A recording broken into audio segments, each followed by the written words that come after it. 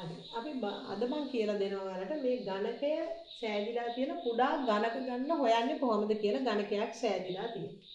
මම ඉස්සෙල්ලා මේ ගණකයක් ඔන්න ඔයාලට ඇඳලා පෙන්නනවා.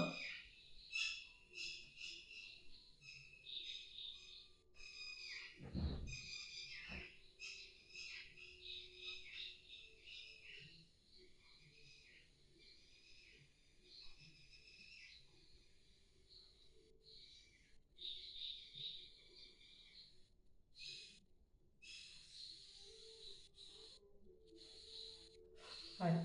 මම බලනවා මේ ගණකය හැදිලා තියෙන්නේ කුඩා ගණක රාශියක් එකතු වෙලා. මේ ගණකය හැදිලා තියෙන සම්පූර්ණ කුඩා ගණක ගාන කොහොමද කියලා හොයන්නේ අපි මෙන්න මේ ක්‍රමයට. මේ ගණකේ දිගට තියෙන ගණක ගාන කීයද කියලා මම ගන්නවා. ඊළඟට මම පළලට තියෙන ගණක ගාන කීයද කියලා ගන්නවා. ඊළඟට මම උසට තියෙන ගණක ගාන කීයද කියලා ගන්නවා.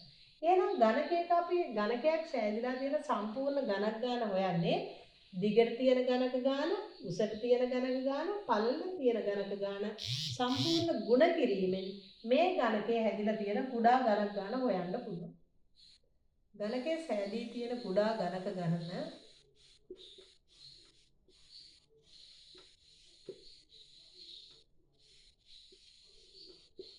ගන්න සමාන වෙනවා දිග වැඩි කිරීම පළල වැඩි කිරීම උස. එහෙනම් දිගට ගණක 1යි 2යි 3යි. පළලට ගණක 1යි 2යි 3යි. උසට ගණක මම ගන්නවා මෙතන 1යි 2යි 3යි. එහෙනම් මම දිගට ගණක 3යි පළලට ගණක 3යි උසට ගණක 3යි.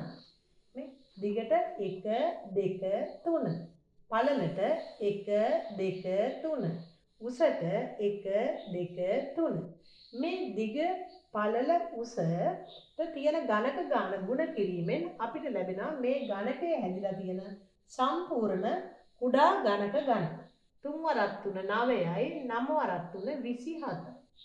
එහෙනම් අපිට මේ විශාල ගණකයේ හැදිලා තියෙන්නේ කුඩා ගණක 27කි.